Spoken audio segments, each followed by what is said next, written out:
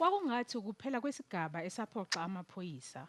Amaphoyisa enza okusha axolisa uKhuli Chana ngokumdubula kanye nokumsola ngokuzama ukubulala ozakwabo. I hope that the SAP have learned something from this, you know, and that things will be different from now on. Kodwa akuzange kube njalo. Izingxoxo phakathi kwabameli bamaphoyisa kanye nabachana ziveza ukuthi amaphoyisa alivuma icala lokumdubula, avuma nokumnxephezela. Kodwa mhla abameli bakhe bethumela uhlu lwezindleko ezafika ku-1.3 million wamarandi, amaphoyisa ahlehla nyuvana kulesi sivumelwano. We are unhappy with the amount. We feel that the amount is too much. Therefore, we've asked them to provide us with certain documentary proof so that the claim can be finalized. It's taxpayers' money, so it cannot just be given as a blank check.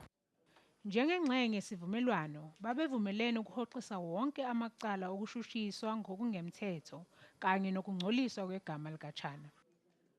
Kodwa lezo zinsolo siyingxenye sesimangalo esifakwa uChana manje sika 2.3 million wamarandi.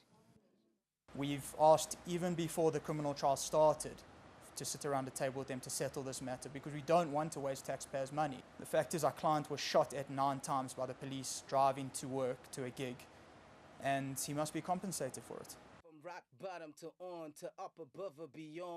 Uma kungafikwa esivumelaneni ngenhlawulo, imali yokuqulwa kwaleli cala izoqhubeka nokunyuka, nokungase kugcine sekudla abakhokhi bentela ngaphezulu kuka 1.3 million wamarandi.